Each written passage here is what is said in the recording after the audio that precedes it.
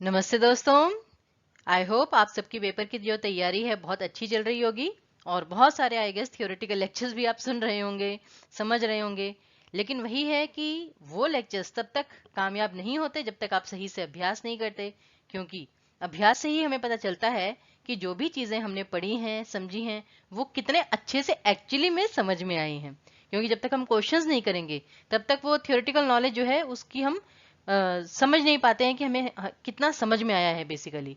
तो इसलिए हमारा ये जो आज का लेक्चर है वो उसी पर है संबंधित कि जो हमने पीछे अभी जो लेक्चर पढ़ा था, जो हिंदी के शब्द कितने प्रकार के होते हैं और वो हमने कितने सारे प्रकार पढ़े थे, उसके कितने आधार पर हमने उसका वर्गीकरण किया था, फिर उस प्रकार से 4 प्रकार से वर्गीकरण किया, फिर उसमें भी आगे विकारी अविकारी में जो अविकारी शब्द थे उसके आगे और 4-5 भेद थे।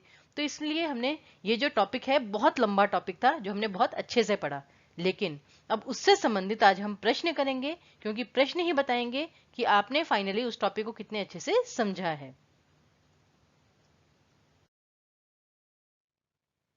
चलिए, तो पहले प्रश्न से प्रारंभ कर देते हैं और मैं ये आशा करूंगी कि इसमें आंसर देखने से पहले आप अपने एंड पर उस आंसर को समझने का प्रयास कीजिएगा, जज करने की कोशिश कीजिए और फिर चेक कीजिए कि आपका जो आंसर है वो हमसे मैच करता है या नहीं करता। और फिर भी अगर आपको किसी क्वेश्चन में डाउट हो तो आप नीचे अपने जो कमेंट्स हैं वो दे सकते हैं। वैसे टोटल जो है आज हम 35 क्वेश्चंस करेंगे। तो देखिए, जैसे सबसे पहला क्वेश्चन आपके सामने है कि क्रिया विशेषण शब्दों के किस प्रकार के अंतर्गत आता है, कि जो शब्द हैं उसमें किस प्रकार के अंतर्गत आता है क्रिया विशेषण। अर्थ के आधार पर, उत्पत्ति के आधार पर, रचना के आधार पर या प्रयोग के आधार पर। तो इसमें आप जानते हैं जो क्रिया विशेषण है वो क्या होता है, अव्यय। अब अर्थ के आधार पर तो सार्थक और निरर्थक होते हैं, उत्पत्ति के आधार पर तत्सम तद्भव देशज विदेशज होते हैं, रचना के आधार पर रूढ़ यौगिक योग रूढ़ और संकर होते हैं। लेकिन प्रयोग, प्रयोग के आधार पर कि कोई शब्द किस प्रकार से प्रयुक्त हो रहा है, तो ये आपका उसी में आ जाएगा। आप कहेंगे ये प्रयोग के आधार पर था ही नहीं, लेकिन ऐसी बात नहीं है, ये आपका रूपांतर में भी आ जाता है कि कौन सा शब्द जो है वो प्रयोग होते समय अपना रूप बदल रहा है, नहीं बदल रहा है, और किस संदर्भ में प्रयुक्त हो रहा है, वो भी बहुत महत्वपूर्ण है। तो इसलिए ये आपका जो करेक्ट ऑप्शन है ये फोर्थ ऑप्शन आएगा, प्रयोग के आधार पर। अगला प्रश्न है कौन सा शब्द यौगिक नहीं है। अब यौगिक का अर्थ क्या बताया था मैंने, कि जो जब दो शब्द जो है वो मिलकर एक नया शब्द बनाते हैं। सिंपल सी चीज थी। लेकिन अब ना चारों ऑप्शंस देखिए, यहां पर स्टूडेंट्स कभी कभी कंफ्यूज हो जाते हैं। दशानन, ये दश और आनन यानी कि 10 है आनंद जिसके, 10 सरों वाला, तो दो शब्द मिलकर बना है, यौगिक है। विद्यालय, विद्या जमा आलय, विद्या के लिए जो आलय होता है, तो इसलिए ये भी आपका यौगिक है। अभिज्ञ, अब यहाँ पर भी स्टूडेंट्स मतलब कोशिश कीजिए कि जो आपकी शब्दावली है वो इंप्रूव होती रहे हिंदी की भी। तो यहाँ पर स्टूडेंट्स को लगता है कि ये तो मिस प्रिंट है, यहाँ पर तो अनभिज्ञ आना चाहिए, लेकिन ऐसा नहीं है। अभिज्ञ का विलोम शब्द होता है अनभिज्ञ। अनभिज्ञ मतलब कि जिसे किसी चीज की जानकारी नहीं है, कि हम इस चीज से अनजान हैं। लेकिन अभिज्ञ जो यहाँ पर दिया गया है उसका मतलब होता है कि जो इस चीज को जानता है, जो इस चीज से परिचित है। लेकिन ये जो शब्द है ये भी दो शब्दों से मिलकर बना है, अ और भिज्ञ, तो इसलिए ये भी आपका यौगिक शब्द है। और सुरक्षित, इसमें भी स्टूडेंट्स को कभी कभी लगता है कि भाई ये यौगिक नहीं है, ये दो शब्दों से मिलकर नहीं बना, लेकिन ये भी दो शब्दों से मिलकर बना है। जैसे कि सुरक्षित, यानी कि जैसे हम कहते हैं ना कि आप यहाँ पर सुरक्षित हैं, कि आपकी रक्षा अच्छी हो रही है यहाँ पर, तो इसलिए ये भी आपका यौगिक शब्द है। अब सवाल ये उठता है कि जब चारों ही यौगिक शब्द हैं तो इसमें से सही उत्तर क्या होगा। तो आपको अगर ध्यान हो, हमने एक रूढ़ पढ़ा था, एक यौगिक और एक योग रूढ़। और योग रूढ़ शब्द कौन से थे, जो यौगिक तो हैं लेकिन उनका एक तीसरा अर्थ निकल रहा है। तो जैसे यहाँ पर अब दशानन जो है वो आपका योग रूढ़ है, वो यौगिक नहीं है। तो इसलिए आपका करेक्ट ऑप्शन है फर्स्ट ऑप्शन। क्योंकि दशानन में हर 10 सर वाले को, वैसे तो किसी के इतने 10 सर होते नहीं है, लेकिन अगर बाई चांस कोई ऐसा असुर आ जाए जिसके 10 सर हो, तो हम उसे ये नहीं कहेंगे दशानन, क्योंकि दशानन ये स्पेसिफिकली रावण को बोला जाता था। तो इसलिए ये आपका योगरूढ़ शब्द है, यौगिक नहीं है। तो इसलिए आपको कंफ्यूज नहीं होने, पेपर में खैर आपको डिस्क्रिप्टिव पेपर आएगा, एक्सप्लेन करते वक्त इस चीज को बहुत अच्छे से स्पष्ट जरूर कीजिएगा। आगे देखिए, कौन सा शब्द योगरूढ़ नहीं है। अब यहाँ पर ये प्रश्न आ गया योग रूढ़ नहीं है, मतलब कि दो शब्दों से मिलकर तो बना है लेकिन इसका कोई तीसरा अर्थ नहीं निकल रहा है। अब पंकज, पंकज किसे कहते हैं? कमल के फूल को, लेकिन ये दो शब्दों से मिलकर बना है पंक और ज, यानी कि पंख में जन्मा। पंख का अर्थ क्या होता है? कीचड़, कीचड़ में जन्मा। तो इसलिए ये योगरूढ़ शब्द है, क्योंकि कीचड़ में तो बहुत सारी चीजें जन्मती हैं, कीचड़ में बहुत सारे पौधे भी होते हैं, जानवर भी होते हैं, लेकिन पंकज जो है वो स्पेसिफिकली कमल को कहते हैं, तो ये योग रूढ़ हुआ। फिर त्रिनेत्र, तीन नेत्रों वाला, ये भी दो शब्दों को मिलाकर बना है, लेकिन त्रिनेत्र जो है वो स्पेसिफिकली शिवजी जी के लिए कहा जाता है, तो ये भी योग रूढ़ हुआ। फिर चौथा जलद, जल देने वाला, जल जमा द, जलद, तो जल देने वाला, ये बादल के लिए इस्तेमाल होता है, तो इसलिए ये भी जो है ये आपका योग रूढ़ शब्द में आता है। लेकिन जो आपका दूसरा जो शब्द है महर्षि, ये भी दो शब्दों से ही मिलकर बना है, महा जमा ऋषि महर्षि, कि महा जो ऋषि हैं, महर्षि, तो इसलिए ये जो शब्द है ये योग रूढ़ नहीं है, क्योंकि महर्षि हम केवल एक किसी ऋषि के लिए नहीं कहते हैं। महर्षि जो है वो कोई भी महान ऋषि हो, ऋषि दुर्वासा आ जाए, ऋषि व्यास आ जाए, कोई भी हो, उन्हें हम महर्षि कह सकते हैं। तो इसलिए ये आपका यौगिक आएगा, योग रूढ़ नहीं आएगा। तो इसलिए करेक्ट ऑप्शन है सेकंड ऑप्शन। फिर देखिए कौन सा शब्द विदेशज है? विदेशज यानी कि जो हिंदी संस्कृत मूल से नहीं है। अब मुख, टिकट, कान और सूर्य। अब सूर्य जो है, जैसे यहाँ पर ये जो आधे र का स्वर होता है, अधिकतर ये तत्सम में आता है, ये तो सबसे पहले काट दीजिए, ये तो तत्सम है। मुख ये भी तत्सम है। कान ये तद्भव हिंदी का है, लेकिन जो टिकट है वो हिंदी का नहीं है, वो आपका विदेशज शब्द है। तो करेक्ट ऑप्शन है आपका सेकंड वन।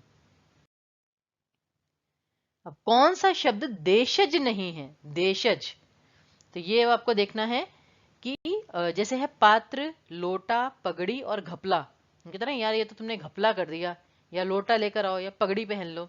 तो ये जितने भी जो शब्द हैं, लोटा, पगड़ी, घपला, ये सारे देशज हैं, जो कि जिनकी उत्पत्ति का पता नहीं है, जो अपने आप ही सच मतलब यूज करते करते भाषा को हमने तोड़ मरोड़ के कोई नया शब्द अपने आप ही बना लिया। लेकिन पात्र, पात्र का मतलब होता है या तो जैसे हम कहते हैं कि तुम इस चीज के लिए सही पात्र हो, एक सही कैंडिडेट, या पात्र होता है बर्तन। लेकिन इसमें आपने एक और चीज भी ध्यान दी होगी, त्र, संयुक्ताक्षर, और जहां पर संयुक्ताक्षर आ जाता है वो हमारे तत्सम शब्द होते हैं। तो डेफिनेटली हमारा करेक्ट ऑप्शन है फर्स्ट ऑप्शन, क्योंकि ये तत्सम है, ये देशज नहीं है। तो इसलिए आपका करेक्ट ऑप्शन है फर्स्ट वन। अगला देखिए कौन सा शब्द तद्भव नहीं है? अब यानी कि इनमें से तीन जो है वो तद्भव है और एक तत्सम, तो हमें तत्सम शब्द चुनना है, या देशज हो सकता है कोई। तो कुम्हार, कंगन, मयूर और पिंजरा। अब यहां से आई गेस आपको पता चल गया होगा कि जैसे मयूर ये मोर को कहा जाता है, तो डेफिनेटली मोर जो है वो सिंपल हिंदी में होता है, तो वो तद्भव हुआ, और मयूर जो है वो तत्सम में। तो करेक्ट ऑप्शन आपका थर्ड ऑप्शन। तो एक्चुअली क्या है कि स्टूडेंट्स को कभी कभी लगता है कि तत्सम और तद्भव थोड़े से कठिन विषय हैं, लेकिन ऐसा नहीं है, ये भी आसान है। सिर्फ इसका थोड़ा सा अभ्यास आपको चाहिए, और थोड़ा सा संस्कृत आपको आइडिया होना चाहिए कि जैसे जो बहुत शुद्ध जो शब्द हैं हिंदी के, वो आपके तत्सम में आते हैं, और हिंदी में आकर जो थोड़े बहुत परिवर्तित हो गए वो आपके तद्भव में आते हैं। अगला देखिए राजपुरुष किस प्रकार का शब्द है? यौगिक, तत्सम, संकर या तद्भव? अब राजपुरुष, अब ये दो शब्दों को मिलाकर तो बना है, इतना तो हमें पता है, ठीक है ना। और अब ये कुछ भी हो सकता है, जैसे तत्सम भी हो सकता है क्योंकि श षटकोण वाला है। यौगिक दो शब्दों को मिलाकर बना है। संकर होता है दो भिन्न भाषाओं के जो शब्द हैं उनको मिलाकर बना है। और तद्भव है, तद्भव तो नहीं है ये क्योंकि श षटकोण वाला है। तो बेसिकली ये जो शब्द है ये आपका यौगिक शब्द है, क्योंकि राज जो है जैसे वो हिंदी का है, तो इसलिए संकर से भी बेहतर यौगिक शब्द ये है, क्योंकि राज और पुरुष दो शब्दों को मिलाकर बना है। संकर हम इसलिए नहीं कह सकते कि कुछ स्टूडेंट्स कहेंगे कि मैम जैसे ये हिंदी का है ये संस्कृत का, एक तद्भव एक तत्सम, तो क्यों नहीं। लेकिन राज जो है, ठीक है ना, राज सिर्फ ये नहीं होता कि शासन करना, राज दूसरे सेंस में भी यूज किया जा सकता है, तो ये संस्कृत में भी जैसे इस्तेमाल हो सकता है। तो इसलिए यौगिक इसमें विकल्प चुनना बेहतर होगा। फिर देखिए आंसू शब्द के लिए कौन सा कथन असत्य है? यानी कि ये जो 4 कथन दिए गए हैं आंसू शब्द से संबंधित, इनमें से 3 सही हैं और 1 गलत है, और हमें वो गलत वाला चुनना है। अब जैसे है, यह विकारी शब्द है। विकारी शब्द कौन से होते हैं? जो कि लिंग वचन कारक आदि के कारण अपना रूप बदल लेते हैं। अब आंसू, अब जैसे आंसू निकलता है, हम इसका लिंग निर्धारण कर सकते हैं कि जो आंसू है वो पुल्लिंग शब्द है। हम कभी भी ये नहीं कह सकते आंसू गिर रही है, हम हमेशा कहते हैं आंसू गिर रहा है, या आंसू बह रहा है, या बह रहे हैं। तो ये जो है ये आपका पुल्लिंग शब्द है। और दूसरा, जैसे हम कहते हैं अपने आंसुओं को रोको, यानी पुरुष के आधार पर भी, ये कारक चिन्हों के आधार पर भी बदल गया, तो इसलिए ये विकारी शब्द तो है, ये तो सत्य है। फिर ये तद्भव शब्द है, ये भी सत्य है, क्योंकि आंसू का तत्सम रूप होता है अश्रु। फिर यह स्त्रीलिंग शब्द है, ये गलत है। अभी हमने कहा ना जो आंसू है वो पुल्लिंग शब्द है, क्योंकि आंसू बहता है या आंसू गिरता है, तो इसलिए ये स्त्रीलिंग नहीं है। तो करेक्ट ऑप्शन आपका 3rd ही है। और चौथा विकल्प था, यह रूढ़ी शब्द है। रूढ़ी शब्द कौन से होते हैं? यह रूढ़ शब्द जिनके सार्थक खंड नहीं हो सकते, जिन्हें हम 2 पार्ट्स में डिवाइड नहीं कर सकते। तो अब जैसे आ और सू, ऐसा चीज अलग अलग सही नहीं रहेंगे, तो ये एक ही शब्द है आंसू, तो इसलिए ये रूढ़ी शब्द है। फिर देखिए, निम्नलिखित में से तद्भव शब्द कौन सा है?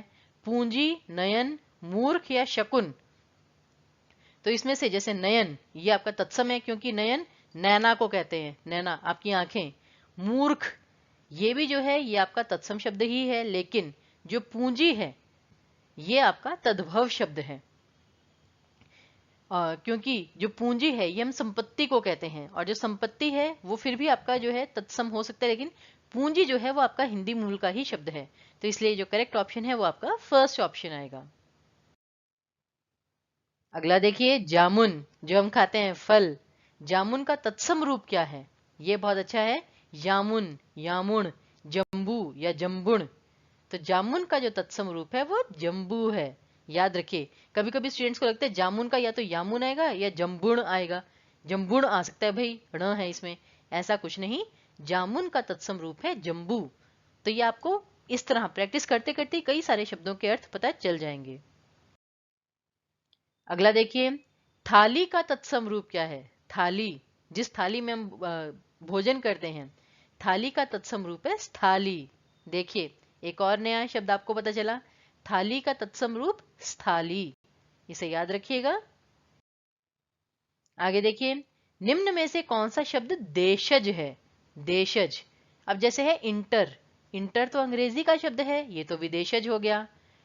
आराम, हम आराम कर रहे हैं, आराम फरमा रहे हैं, तो ये आराम जो है ये एक्चुअली अरबी फारसी मूल का है, तो ये भी विदेशज हुआ। और अदावत, ये भी अरबी फारसी मूल का शब्द है, लेकिन जो कहते हैं ना, जैसे कि तुम तो ठेठ पंजाबी बोलते हो, ठेठ हरियाणवी बोलते हो, ये जो ठेठ शब्द है मतलब बहुत स्ट्रांग के लिए ये इस्तेमाल किया जाता है, तो ये जो है ये आपका देशज शब्द है। तो करेक्ट ऑप्शन हुआ 2nd ऑप्शन। अब देखिए प्रश्न, घुमा फिराकर थोड़ा सा पूछा गया है, व्याकरणिक कोटियों से अप्रभावित रहता है कौन सा शब्द? अव्यय, संज्ञा, सर्वनाम या क्रिया। अब व्याकरणिक कोटियां कौन सी होती हैं? कि जो मतलब जो व्याकरण के आधार पर बदलता ना हो।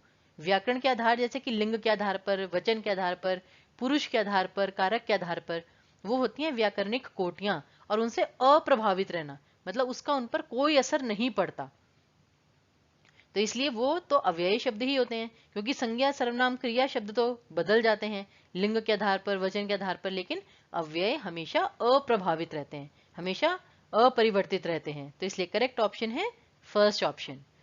तो अब जैसे पेपर में अगर बाई चांस आपको आ जाए कि व्याकरणिक कोटियों से अप्रभावित रहने वाले शब्दों के उदाहरण दीजिए, अब अगर आपको यही नहीं पता होगा कि व्याकरणिक कोटियां कौन सी होती हैं और उनसे अप्रभावित रहने का मतलब क्या है, तो फिर आप उत्तर कैसे लिखेंगे? तो प्रश्न घुमा फिराकर पूछा जा सकता है, तो आपको उसके लिए तैयार रहना है। अगला, उसने आंख फाड़कर देखा, इस वाक्य में फाड़कर निम्नांकित में से क्या है? अब ये जो आंख फाड़कर देखा, ये विशेषण है, क्रिया विशेषण है, पूर्वकालिक क्रिया है, या विस्मयादि बोधक है? अब उसने आंख फाड़कर देखा है, पहले तो इस पूरे वाक्य में क्रिया कौन सी है? क्योंकि कोई भी जो वाक्य है हिंदी का वो क्रिया के बिना बन ही नहीं सकता, ये हमेशा याद रखिए। पूरे वाक्य में संज्ञा हो या ना हो, सर्वनाम हो या ना हो, अव्यय हो या ना हो, क्रिया जरूर होगी। क्रिया के बिना कोई वाक्य बन ही नहीं सकता। तो इसलिए पूरे वाक्य में क्रिया कौन सी है? देखा। अब उसने आंख से देखा या आंख फाड़कर देखा? किस प्रकार देखा? क्रिया किस प्रकार हुई? आंख फाड़कर देखा, मतलब बहुत गौर से देखा, पूरी आंखें खोल के। तो यहाँ पर ये क्रिया की विशेषता बतला रहा है कि कैसे देखा। तो इसलिए यहाँ पर जो करेक्ट ऑप्शन है वो क्रिया विशेषण है। तो इस प्रकार से भी प्रश्न आपको पता होना चाहिए, शब्दों की पहचान होनी चाहिए कि किस संदर्भ में कोई शब्द किस प्रकार से इस्तेमाल हुआ है। अगले देखिए, फिर वही तत्सम तद्भव का अभ्यास। निम्न में से कौन सा शब्द तत्सम है और निम्न में से कौन सा शब्द तद्भव है? तो आई होप यहाँ पर वीडियो पॉज कर करके आप हर प्रश्न का उत्तर अपने एंड पर पहले दे ही रहे हैं। तो यहाँ पर भी देख लीजिए तत्सम। अब जैसे बिजली, दश, दशानन, याद है ना, दश। तो ये जो दश है ये 10 का ही तत्सम रूप है। हम जैसे कहते हैं ना 10, 10, तो 10 का तत्सम रूप है दश। तो करेक्ट ऑप्शन है आपका सेकंड ऑप्शन। फिर आता है निम्न में से कौन सा शब्द तद्भव है? अब जैसे चर्म, ऊपर ये र आधा ये वाला आ गया, अर्थात ये तत्सम है। चित्रकार, संयुक्ताक्षर आ गया त्र, ये आपका तत्सम है। चुंबन और चोटी, चोटी भी क्या होता है? जैसे कि ऊपर जो शिखर जो होता है, हिमालय की चोटी, उस प्रकार से, लेकिन ये आपका तद्भव है, क्योंकि जैसे चोटी को हम शिखर भी कहते हैं, तो शिखर जो है वो आपका तत्सम हुआ, लेकिन चोटी तद्भव। अगला देखिए, इन शब्दों में से अव्यय शब्द कौन सा है? अब देखिए, परंतु, दुधारू, पंजाबी या चल। अब पंजाबी, पंजाबियों, इस प्रकार से ये वचन के आधार पर बदल रहा है शब्द, तो ये अव्यय नहीं है। चल, चलो, चली, ये शब्द बदल रहा है लिंग के आधार पर, वचन के आधार पर, कारक के आधार पर, तो ये भी अव्यय नहीं है, क्रिया शब्द है ये। और दुधारू, दुधारू एक विशेषण शब्द है, तो इसलिए ये भी अव्यय नहीं है। लेकिन परंतु, परंतु जो है ये आपका समुच्चय बोधक है, तो ये आपका अव्यय है, तो ये भी आपको याद होना चाहिए। अगला, निम्न में से कौन सा शब्द देशज है? देशज। तो अब देखिए, क्वार्टर अंग्रेजी का शब्द है, फुंगी, अब ये आपका देशज एक बार को हो सकता है, क्योंकि जैसे अंग्रेजी में होता है फंगी, लेकिन फुनगी हम कहते हैं ना, फुनगी लग गई है इसमें, तो अपने आप से हमने बना लिया, तो ये देशज हो सकता है। इनाम, ये आपका अरबी फारसी मूल का शब्द है। और कबूतर, ये आपका तद्भव शब्द है। तो करेक्ट ऑप्शन डेफिनेटली आपका फुनगी ही है। फिर देखिए, वही तत्सम तद्भव का तो जितना मर्जी आप अभ्यास कर लीजिए कम ही रहेगा, तो इसलिए फिर से वही कि इनमें से कौन सा शब्द तद्भव है, दोनों ही प्रश्न वो हैं। अब 14, चूर्ण, चैत्र और चतुर्थ। फिर वही पहचानने का सबसे अच्छा तरीका, ण आ गया ऊपर, आधे र की मात्रा आ गई, इस प्रकार ये तत्सम है। यहाँ पर संयुक्त अक्षर आ गया, ये तत्सम है। चतुर्थ, ये भी आपका तत्सम है, तो 14 आपका तद्भव हुआ। तो कहने का तात्पर्य यह है कि बहुत इजीली आप इन शब्दों को पहचान सकते हैं। जस्ट कुछ कुछ रूल्स हैं जो आपको अभ्यास करते करते खुद ही पता चल जाएंगे, तो अभ्यास बहुत आवश्यक है। अब इनमें भी हमें तत्सम ढूंढना है, तद्भव सॉरी। तो अब जिम्भ्रिका, ये जो री स्वर होता है ना, री स्वर, ये 99% आपका तत्सम में ही आता है। ज्वलन, लेकिन अगर ये इसका तद्भव रूप होता वो होता जलन, तो इसलिए ज्वलन जो है ये आपका तत्सम शब्द है। जवान जो है, हाँ, ये आपका तद्भव शब्द आएगा। अगला देखिए, फिर वही, इनमें से तत्सम शब्द कौन सा है और इनमें से देशज शब्द कौन सा है? अब तत्सम शब्द, तालाब, ताप, तिगुना और तिनका। इसमें से ताप ही आई गेस आपको आइडिया लग रहा होगा अधिकतर, कि हम कहते हैं ना इसका ताप कितना है, तो टेम्परेचर जैसे जिसे हम कहते हैं, तो ये आपका तत्सम शब्द है। उसी प्रकार इनमें से कौन सा देशज है? अब डोंगा डोंगा किसे कहते हैं हम? वो जो कढ़ाई सी होती है थोड़ी चौड़ी सी, तो इसलिए उसे हम कहते हैं डोंगा, जो जिसमें आप दूध उबालते हैं कुछ। तो ये हमारा जैसे अपने आप ही हमने इजाद कर लिया है शब्द, अपने आप ही बना लिया है, तो इसलिए करेक्ट ऑप्शन है आपका थर्ड ऑप्शन। तो डोंगा, लोटा, पगड़ी, ये ठेठ, ये सारे आपके देशज शब्द हैं, तो इनको ध्यान में रखिएगा। चलिए, अभी तक तो हम किस पर बात कर रहे थे? जो तत्सम तद्भव वगैरह वो शब्द जो थे, रूढ़, यौगिक, योग रूढ़, उन सब पर हम अभ्यास कर रहे थे। अब आते हैं और इम्पोर्टेंट क्वेश्चन शब्द युग्म पर, क्योंकि पेपर में इनमें से ही प्रश्न अधिकतर पूछा जाता है। तो ध्यान रखिए, प्रश्न क्या है, आदि आदि शब्द युग्म का सही अर्थ क्या है। अब यहां पर भी कि जो पहले आदि है उसका अर्थ भी पहले ही आना चाहिए। तो अब जैसे आदि, द को छोटी ई की मात्रा, इसका मतलब क्या होता है, प्रारंभ। जैसे आदि और अंत, तो ये प्रारंभ यानी कि फर्स्ट या थर्ड ऑप्शन में से ही कोई होगा। और आदि कि हम इस चीज के आदि हो चुके हैं, हमें इस चीज की आदत लग चुकी है। तो आदिवासी नहीं, अभ्यस्त, अभ्यस्त हो चुके हैं, मतलब इस चीज की हमें आदत लग चुकी है, लत पड़ चुकी है। तो इसलिए इसका करेक्ट ऑप्शन जो आएगा वो आएगा थर्ड ऑप्शन। फिर देखिए, अजर और अजिर, इसका सही अर्थ क्या है। अब इसमें देखिए, हम कहते हैं ना अजर अमर रहो। अजर मतलब कि जो, जैसे कहते हैं जो कभी बूढ़ा नहीं होता है, सच कि जड़ता आ जाना, कि जो बूढ़ा हो गया। अजर जो कभी बूढ़ा नहीं होता, हमेशा यौवन रहता है। तो अजर ये आपका आंगन नहीं होता, देवता। अजर देवता को भी कहा जाता है। और अजिर, अब अजिर का आपको सोचना है ये आंगन है या अजीर्ण, ये चीज होती है। तो यहां पर जो करेक्ट ऑप्शन है वो आपका सेकंड ऑप्शन है। अजर देवता को बोला जाता है और अजिर आंगन को, जो आपका आंगन होता है घर का, उसे कहते हैं अजिर। तो देखिए, अभ्यास करते करते आई गेस आपको कितने सारे नए नए शब्द पता चले कि जामुन को जम्बू भी कहते हैं, थाली को स्थाली भी कहते हैं, आंगन को अजिर भी कहते हैं। ये सारे जो शब्द हैं, जब आप अपनी व्याख्या लिखेंगे, निबंध लिखेंगे, वहां पर आप इनका प्रयोग कर सकते हैं। तो सोचिए वहां पर जब आप ऐसे ऐसे जो थोड़े हाई लेवल के जो वर्ड्स हैं उनका इस्तेमाल करेंगे तो कितना अच्छा इंप्रेशन पड़ता है एग्जामिनर पर। तो यही तरीका है कि अभ्यास करते करते आप, जिसके कहते हैं ना एक तीर से दो तीन निशाने लगाना, ये वही चीज है। यहाँ पर आप शब्दों के जो प्रकार हैं उनका अभ्यास भी कर रहे हैं और अपनी जो शब्दावली है उसको इम्प्रूव भी कर रहे हैं। तो वही चीज है, कोशिश कीजिए कि साथ साथ कुछ कुछ चीजें इम्प्रूव होती रहें। फिर है, निम्न में से सही अर्थयुक्त शब्द युग्म कौन सा नहीं है। और एक मैं चीज यहाँ पर आपको और बताना चाहूंगी, पेपर में जो निर्देश होते हैं उन्हें बहुत ध्यान से पढ़िए। कभी कभी क्या होता है कि वहां पर लिखा होता है कि तत्सम शब्दों के 2 उदाहरण दीजिए। आप ना 2 की जगह ना 4 उदाहरण देते हैं बड़ी खुशी में, हमें तो वही सब आता है। लेकिन अगर उन 4 में से 2 गलत भी हो जाएं तो आपको लगता है कि नहीं हमने 2 तो सही लिखे हैं तो हमें तो मार्क्स पूरे मिलेंगे, ऐसा नहीं है।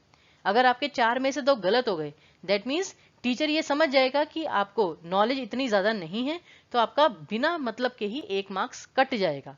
तो ऐसी नौबत ही मत आने दीजिए, ऐसी परिस्थिति ही उत्पन्न मत कीजिए कि जहां पर आप मतलब अच्छे भले काम को बिगाड़ दें। तो इसलिए निर्देश जो हैं प्रश्नों के बहुत ध्यान से पढ़िए और उत्तर उन्हीं के अनुरूप लिखिए। अब यहाँ पर ये देखना है कि जैसे यहाँ पर जैसे सर्ग और स्वर्ग, उनका अर्थ भी दिया हुआ है। तो प्रश्न ये है कि किसमें अर्थ जो है वो गलत है। अब जैसे जो सर्ग है उसका मतलब अध्याय होता है। जैसे आप उपन्यास पढ़ते हैं, उपन्यास में होता है कि इसके कितने सर्ग हैं या इसके कितने अध्याय हैं। फिर स्वर्ग जो है देवलोक, ये बिल्कुल सही है। बाकी ये देखिए, अवधान अवदान, इंदु इंद्र, यम याम। तो यहां पर जो हमारा करेक्ट ऑप्शन है वो है फोर्थ ऑप्शन। यम तो मृत्यु के देवता है, लेकिन याम का मतलब प्रहार ऐसा नहीं होता, ठीक है ना। लेकिन इंदु को चंद्रमा कहते हैं, इंद्र को सुरपति कहते हैं, अवधान को सावधान कहते हैं और अवदान को योगदान भी कहते हैं। तो ऐसे इन सब शब्दों के आपको अर्थ पता होने चाहिए। ये देखिए, याम का मतलब प्रहार नहीं होता, पहरेदार होता है। याम चौकीदार या पहरेदार, तो इसको याद कर लीजिए। अगला देखिए, हिसाब किताब शब्द क्या है। एकार्थी शब्द युग्म, विपरीतार्थी, पुनरुक्ति या भिन्नार्थी। अब यानी ये शब्द युग्म तो है क्योंकि 2 शब्दों का जोड़ा है। अब हिसाब और किताब, तो सबसे पहले आप यही बता दीजिए, हिसाब का मतलब होता है जो हम कुछ गुना भाग वगैरह करते हैं, और किताब है मतलब बुक। यानी ये दोनों आपस में कोई एक अर्थ वाले तो है नहीं, सेम मीनिंग वाले, तो ये एकार्थी तो है नहीं है। अच्छा, ये एक दूसरे के विलोम शब्द हैं क्या, एक दूसरे के ऑपोजिट हैं क्या, बिल्कुल नहीं, वो भी नहीं है। अच्छा, ये एक ही शब्द 2 बार आया है, नहीं, दोनों भिन्न शब्द हैं, तो ये पुनरुक्त भी नहीं है। तो डेफिनेटली आपका ऑप्शन क्या है, भिन्नार्थी, भिन्न अर्थ वाले। कि भिन्न अर्थ वाले मतलब जिनका दोनों का मीनिंग जो है बिल्कुल डिफरेंट है, ना तो वो दोनों आपस में समानार्थी हैं एक मीनिंग वाले, ना ही दोनों एक दूसरे के ऑपोजिट हैं, ठीक है ना। तो जब सेम मीनिंग वाले भी नहीं है, ऑपोजिट वाले भी नहीं है, तो डेफिनेटली भिन्न अर्थ वाले हुए। अगला देखिए, दिए गए वाक्य में एकार्थी शब्द युग्म चुनिए। एकार्थी शब्द युग्म यानी जिसमें दोनों शब्दों का अर्थ समान हो। अब रहन सहन, अब रहना और किसी को सहना दोनों ये अलग चीजें हैं, ये एक अर्थी तो नहीं है, तो पहला ऑप्शन काट दीजिए। खान पान, खाना पीना, अब खाना जो पीना है ये एक अर्थ नहीं है किसी चीज को। अब किसी का दिमाग हम खा सकते हैं लेकिन किसी का दिमाग पी नहीं सकते हैं, तो इसलिए खान पान जो है वो एकार्थी शब्द युग्म नहीं है। फिर बाल बच्चे, अब बाल बच्चे जो है ये आपका सही उत्तर है। क्यों? बाल का मतलब क्या होता है? एक तो बाल जो हेयर्स होते हैं और दूसरे बाल यानी कि बालक, बच्चे, तो ये आपका एकार्थी शब्द युग्म है या समानार्थी। तो करेक्ट ऑप्शन है थर्ड ऑप्शन। और ये जो रोज रोज है ये आपका पुनरुक्त शब्द युग्म है, ठीक है ना, तो इसलिए करेक्ट ऑप्शन आपका थर्ड ऑप्शन ही आएगा। अगला देखिए, किस क्रमांक में इंदिरा और इंदिरा, इंदिरा और इंदिरा इनका सही अर्थ है? तो देखिए इंदिरा और इंदिरा, इंद्र, इंद्रदेव, यहां से ही आपको पता चल जाना चाहिए कि जो इंद्रदेव हैं, अब जैसे हम कहते हैं ना कि शिव शिवा, उस प्रकार से भार्य भार्या, तो जो जो प्रत्यय होता है आ प्रत्यय वो स्त्रीलिंग के लिए आ जाता है। तो इंद्र और इंदिरा, तो यानी इंद्र की पत्नी शची, तो ये तो शची जी के लिए आ गया, तो इसलिए इंदिरा का अधिकतर अर्थ जो है वो लक्ष्मी ही है। तो करेक्ट ऑप्शन आपका आया फर्स्ट ऑप्शन, तो ये याद रखिएगा। फिर देखिए, निम्न में से सबसे भिन्न शब्द युग्म छांटिए। अब भिन्न शब्द युग्म, अब इसके लिए तो हमें दिमाग लगाना पड़ेगा, पहले देखना पड़ेगा कि चारों जो विकल्प हैं वो किस प्रकार से संबंधित हैं एक दूसरे से। अन्न जल, अन्न और जो जल है वो आपस में ना तो समानार्थी है ना ही विलोम शब्द है, तो ये भिन्नार्थी शब्द युग्म हुआ। फिर चुप चाप, अब चुप और चाप ये भी आपका या तो हम भिन्नार्थी कह सकते हैं या सार्थक निरर्थक। फिर खाता पीता, खाता पीता भी आपका भिन्नार्थी है। और अन्न और अन्य, अब ये जो है ये आपका श्रुति संभिन्नार्थक है। ये जो तीन थे ये आपके थे मित्र शब्दों के जोड़े जो साथ में प्रयुक्त होते हैं, लेकिन ये जो अन्न और अन्य है ये आपका श्रुति संभिन्नार्थक है, कि जो सुनने में एक जैसे लगते हैं, भ्रम पैदा हो जाता है लेकिन अर्थ भिन्न है। तो इसलिए करेक्ट ऑप्शन जो है आपका, सॉरी सेकंड ऑप्शन नहीं, इसमें आपका ये फोर्थ ऑप्शन है, अन्न और अन्य, क्योंकि ये जो पहले तीन थे ये मित्र शब्दों के जोड़े थे और फोर्थ ऑप्शन जो है वो आपका श्रुति संभिन्नार्थक है।